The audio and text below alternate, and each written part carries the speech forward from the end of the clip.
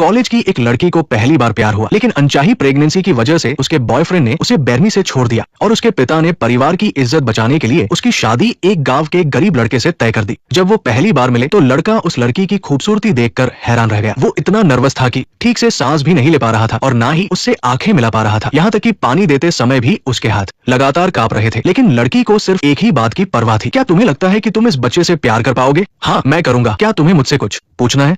इस तरह दोनों सुबह मिले और दोपहर तक उन्होंने शादी कर ली। लेकिन बहुत ज्यादा नर्वस होने की वजह से वे शादी की अंगूठी लाना ही भूल गया।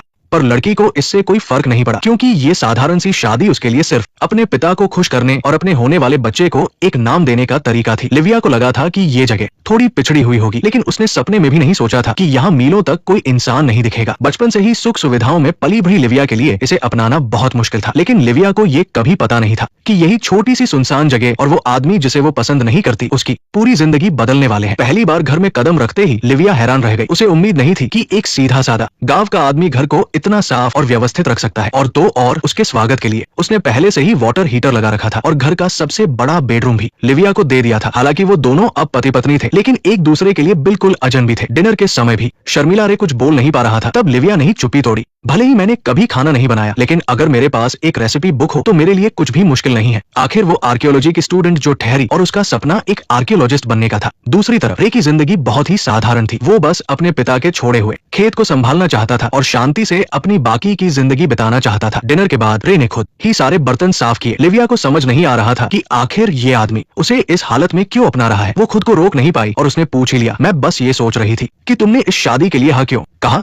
थोड़ी बातचीत के बाद दोनों अपने अपने कमरे में चले गए। लिविया ने अपने एक्स बॉयफ्रेंड का दिया हुआ नेकलेस पहना जिसमें उसी की फोटो थी। असल में वो अभी भी अपने उस पहले प्यार को भुला नहीं पाई थी जिसने उसे धोखा दिया था। अगले दिन लिविया ने अपने परिवार को फोन करने की बात कही। रे ने बिल्कुल मना नहीं किया, बल्कि तुरंत अपना काम छोड़कर उसे अपनी गाड़ी में ले जाने के लिए तैयार हो गया। रास्ते में खेतों को देखकर लिविया ने भी काम में मदद करने की सोची, लेकिन रे कहा चाहता था कि उसकी पत्नी इतनी मेहनत करे, इसलिए उसने लिविया से कहा कि वो बस घर का ध्यान रखे। जल्द ही वो दोनों पहुंच गए। लिविया ने अपनी बहन को फोन किया, लेकिन जैसे ही उसने बहन की आवाज सुनी वो बहुत उदास हो गई। उसने वहाँ की हर चीज की शिकायत की। भले ही रे उसका बहुत ख्याल रखता था, लेकिन ऐशो आराम में पली भरी लिविया के लिए गांव की सादी जिंदगी बिताना मुश्किल था। फिर उसने अपनी बहन से अपने एक्स बॉयफ्रेंड के बारे में पूछा, लेकिन उसे कुछ पता नहीं चला। उसी दौरान रे लाइब्रेरी गया और उसने बहुत सोच समझकर 2 किताबें चुनी। एक लिविया के लिए रेसिपी बुक थी और दूसरी प्रेगनेंसी केयर के बारे में। और जब उसने खिड़की से अपनी पत्नी को देखा तो उसने एक और किताब खरीदने का मन बनाया जो कि आर्कियोलॉजी के बारे में थी। घर लौटने के बाद लिविया ने खाना बनाना सीखना शुरू कर दिया। उसे इतने ध्यान से काम करते देख रे उससे अपनी नजरें नहीं हटा पा रहा था। उसका मन कर रहा था कि वो जाकर उसे गले लगा ले, लेकिन उसे डर था कि कहीं वो लिविया को अनकंफर्टेबल न कर दे, इसलिए उसने अपने प्यार को दबा लिया। थोड़ी ही देर में गर्मागर्म ऑमलेट तैयार हो गया। वो दिखने में तो बहुत टेस्टी लग रहा था, लेकिन उसका स्वाद एकदम बेकार था। बाद में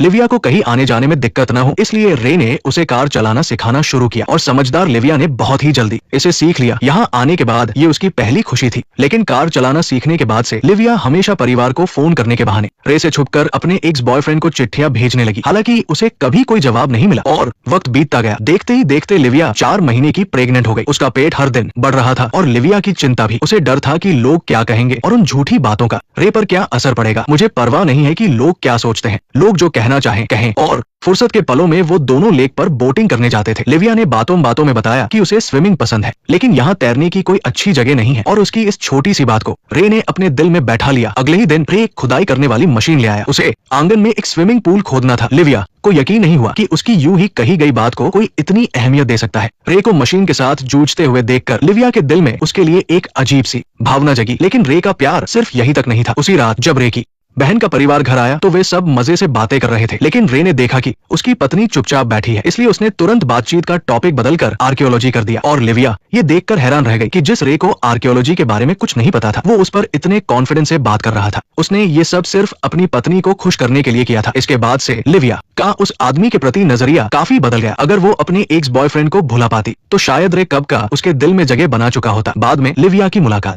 2 लड़कियों से हुई जो उसी की तरह काफी पढ़ी लिखी थी। उनके पास बात करने के लिए बहुत सारे टॉपिक थे और कई बातें एक जैसी थी, इसलिए वो बहुत जल्द ही अच्छी दोस्त बन गई। इससे हमेशा अकेलापन महसूस करने वाली लिविया बहुत खुश रहने लगी। उसने रे को उन लड़कियों के बारे में बताया, लेकिन उनके हालात थोड़े अलग होने के कारण रे नहीं चाहता था कि उसकी पत्नी उनके ज्यादा करीब जाए। और लिविया की बात मानकर उसने उसे मना नहीं किया। रात को वो हमेशा की तरह अलग अलग कमरों में सोने गए, लेकिन इस बार रे उसके और करीब आना चाहता था। पर लिविया पीछे हट गई। वो अभी भी उसे अपना नहीं पा रही थी और ना ही अपने अतीत को भुला पाई थी। कुछ समय बाद लिविया की बहन उससे मिलने गाँव आई। शादी के बाद ये लिविया के लिए सबसे खुशी का दिन था, लेकिन वहाँ का माहौल देखकर उसकी बहन हैरान रह गई। उसे वो जगह एक सुनसान जंगल जैसी लगी, जहाँ एक तरफ बहन इतने अच्छे और महंगे कपड़े पहने थी, वहीं दूसरी तरफ लिविया के कपड़े बिल्कुल साधारण थे और उसे ठीक से फिट भी नहीं आ रहे थे। बहन को लिविया की ऐसी हालत देखकर बहुत दुख हुआ। उसे बुरा लग रहा था कि उसकी जवान बहन इस उजड़े हुए गांव में अपनी पूरी जिंदगी बर्बाद कर रही है। इसलिए उसने सोचा कि अगर वो सिर्फ रे पर घरेलू हिंसा और शराब पीने का झूठा इल्जाम लगा दे तो वो लिविया को अपने साथ ले जा पाएगी और बच्चे को भी एक अच्छी पहचान मिल जाएगी। लेकिन लिविया रे को अच्छी तरह से जानती थी, इसलिए बहन के लाख समझाने के बाद भी वो ऐसा गलत काम नहीं कर सकती थी। लेकिन फिर भी वो अपने एक्स को भूली नहीं थी। बहन के जाने से पहले लिविया ने उसे चुपके से एक चिट्ठी दी और कहा कि वो इसे उसके एक्स बॉयफ्रेंड तक पहुंचा दे। इस वक्त भी वो अपने एक्स के वापस आने के सपने देख रही थी। बाद में एक दिन घूमते हुए लिविया को लकड़ी का एक पुराना केबिन मिला, जिसके अंदर बहुत सारी पुरानी और ऐतिहासिक चीजें रखी थी। एक आर्कियोलॉजिस्ट होने के नाते उसके लिए ये किसी खजाने से कम नहीं था, इसलिए वो उन सभी चीजों को अपने घर ले आई। घर वापस आने के बाद लिविया ने खुशी से दो छोटी चीजें निकाली और रे को अपनी खोज के बारे में बताया और कहा, तुम्हारे घर में कोई ऐसा शख्स भी है जो एक